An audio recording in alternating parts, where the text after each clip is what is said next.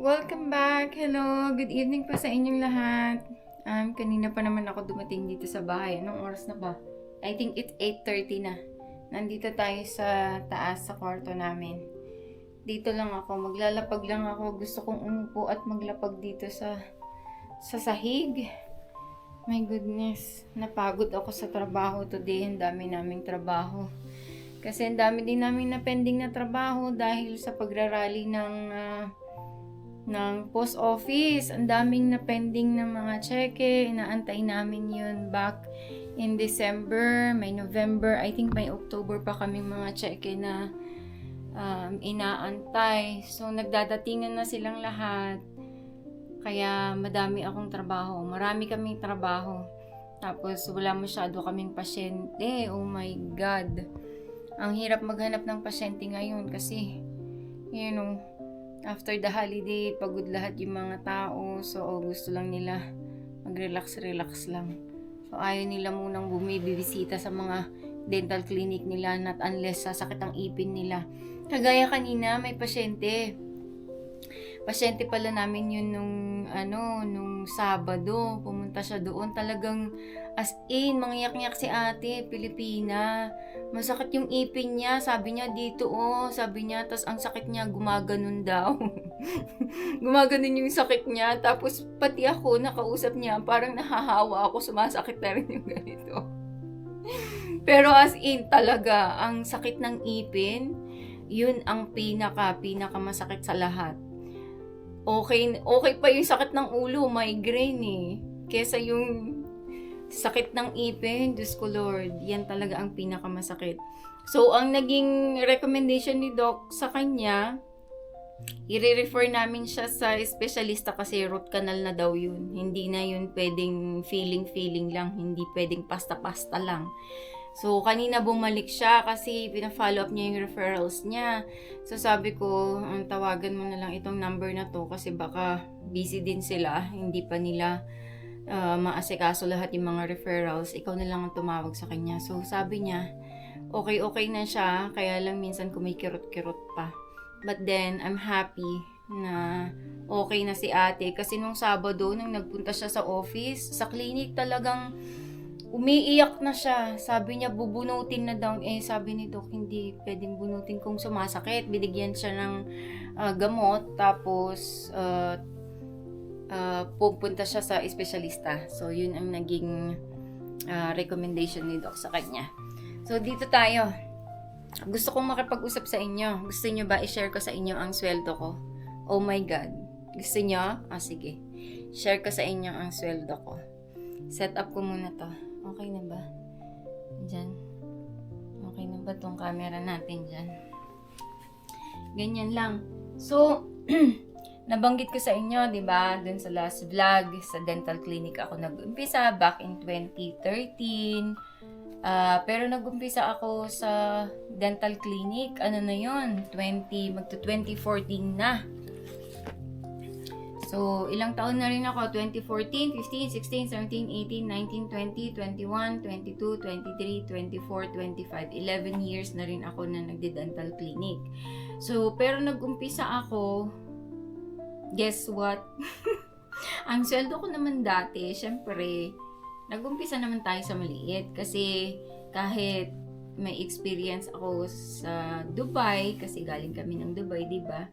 Na office administrator, pagdating mo dito, iba naman Tsaka, hindi ako ni-require ng mga certification.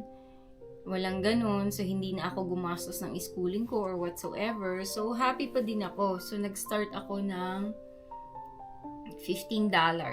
So, that was back in 2014. So then, yung first dental clinic ko, 6 years ako doon. May increase naman ako yearly, pero hindi naman kalakihan kasi, alam mo na, Chinese naman ang aking amo. So, medyo kurips ng konti. Yun. So, pero nung umalis ako sa kanya, marami akong natutunan, marami siyang tinuro sa akin. So, natutunan ko lahat yan pag-deal with insurances, dental insurances.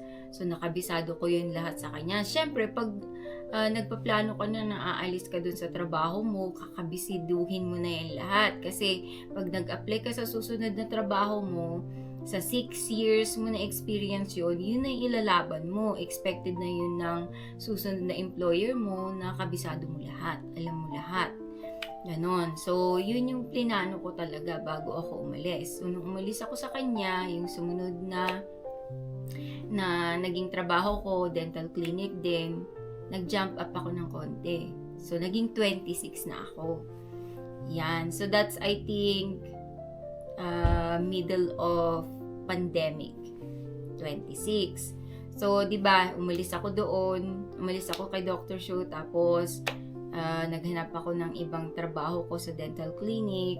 Yun na yun, naging 26 na yung sweldo ko. Tapos, umalis ako doon kasi hindi ko nga nagustuhan.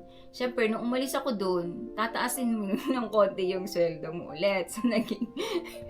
So, naging 28 na ako doon.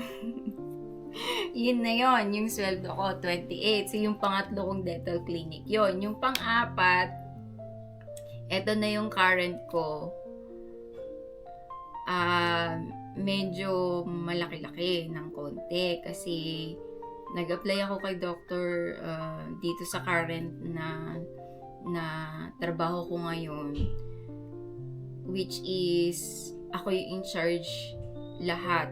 Yung buong opisina, ako yung in charge ng booking, ako yung in charge ng insurances, ako yung in charge dun sa mga receptionist, ako yung mga nagde-delegate ng kanilang mga trabaho, ako yung in charge ng mga ordering, pati yung mga cleaner. Problema ko pa yung lahat kung hindi malinis yung yung aming dental clinic, yung area namin. Problema ko pa yung lahat. Ako pa yung kakausap, ako yung tatawag sa mga cleaner, magrereklamo sa kanila, ganyan. So, sa makatuwid, siguro natatansyan nyo na rin kung magkano yung sweldo ko. Nahihiya akong sabihin sa inyo.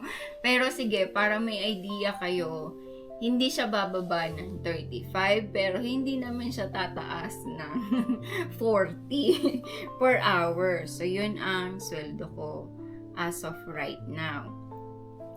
Ang gusto ko lang naman na ibahagi sa inyo, kaya ako sinishare yung kwento ko, is para ma-inspire din kayo na hindi madali ang magtrabaho dito sa ibang bansa. Hindi lang dito sa Canada, kahit saan. Yung experience namin sa Dubai, dati kami ng asawa ko, hindi naging madali talaga. Hindi madali ang magtrabaho sa Dubai. Kung ikukumpara ko Dubai to Canada, mas namadalian ako dito sa Canada kaysa sa Dubai. Ewan ko, yun ang pakiramdam ko kasi napakahirap mag-apply sa Dubai.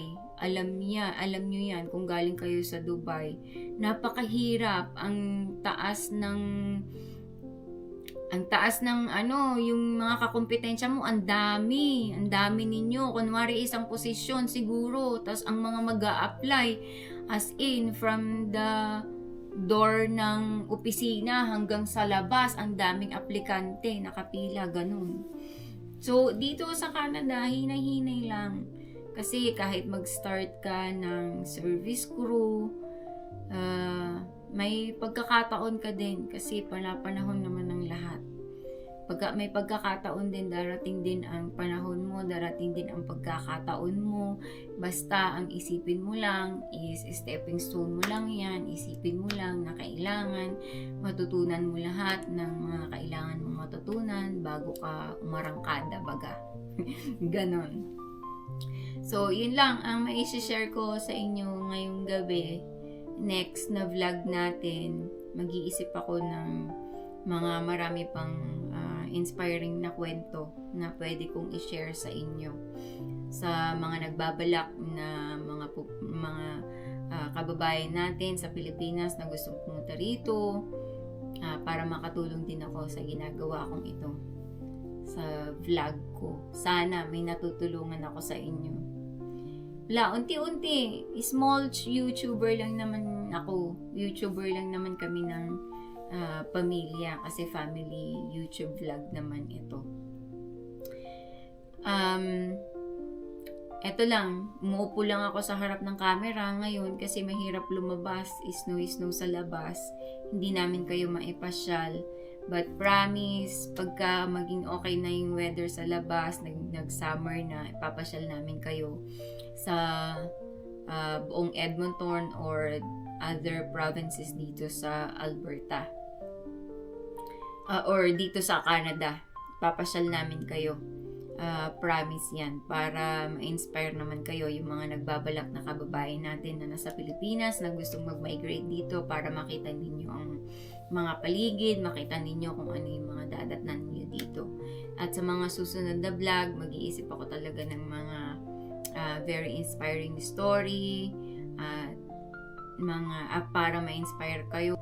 Kung may mga nagre-research sa inyo, mga YouTube, ano ba ang dadatnan ninyo dito sa Canada para makita ninyo. Okay? But for now,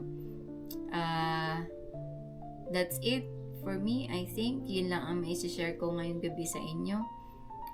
Mag-share na lang kayo, mag-comment kayo, mag-like kayo, at i-hit nyo na rin yung notification bell para ma-notify kayo kung may mga bago akong vlog. Okay, maraming salamat and have a good night everyone. God bless you all. Bye-bye.